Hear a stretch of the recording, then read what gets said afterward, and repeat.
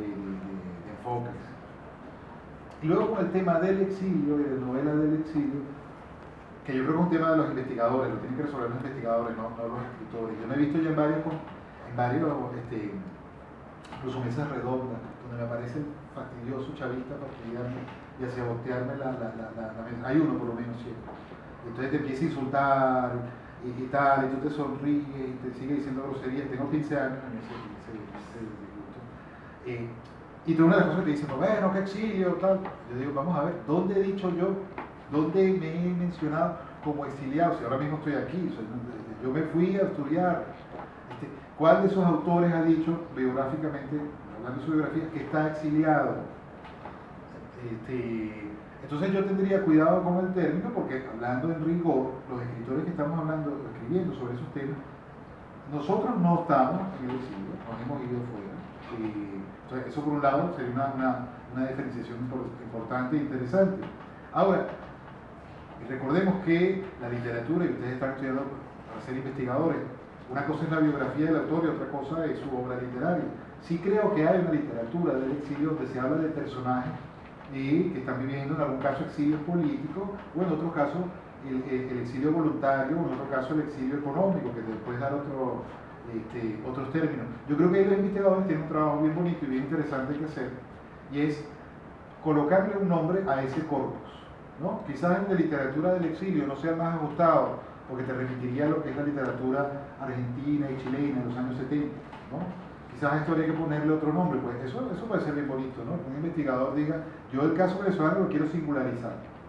Miguel Gómez, en un libro bien interesante que se llama Pasaje de Ida, hace un poco la reflexión sobre este tema que te estoy comentando, y él busca como el término adecuado. Y creo recordar que él habla de literatura de la diáspora, más que del exilio, habla de literatura de la diáspora, ¿no? Entonces, si hay, ponle el nombre que tú quieras, si hay una nueva línea en la literatura venezolana que no estaba presente en años anteriores, porque no era un fenómeno muy común que el escritor venezolano se desplazara, porque había un país con estabilidad política y con una economía sana. Entonces el escritor se movía poco y por lo tanto esa literatura no existía, pero existió en el pasado. La literatura de gente que se tenía que mover, ¿no? Tienes a Rufino Blanco Fombona, tienes a Reloy Blanco, ¿no? También, que incluso muere en México.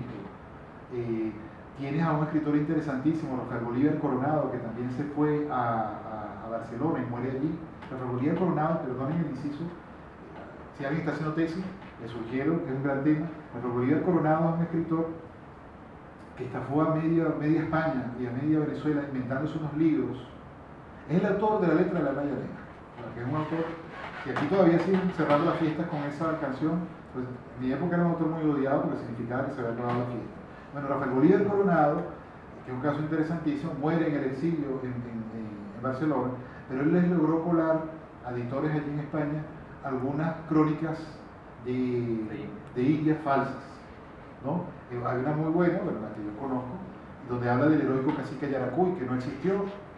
Señores, no existió, se lo inventó Bolívar Coronado porque lo admitió. Ahora hay una estatua en la entrada de San Felipe que habla de Yaracuy, pero esa es una crónica que se inventa a Rafael Bolívar Coronado. Se inventó unas antologías de poesía boliviana y poesía costarricense, que no eran poetas bolivianos ni costarricenses, los inventaba él. Amplió unos libros no me acuerdo cómo se llama este autor, el libro El Llanero. Bueno, algunos libros de Agustín Codazzi también los completó, decía que estaba mejor como él los había dejado. Es un caso interesantísimo este autor. Y es un autor que vivió el exilio. Entonces yo creo que sí hay una línea allí que se puede investigar, que se puede retomar, ver las variantes que puede tener la situación actual, donde se habla de gente que ha tenido que irse o que ha decidido irse, y compararlo pues, con estos autores del principio del siglo XX, y con un autor también interesantísimo, yo no sé si en Venezuela se está estudiando, en España sí, un autor venezolano llamado José Domingo Díaz, que fue un gran autor panfletario, enemigo a muerte de Bolívar, enemigo a muerte del proceso de la independencia.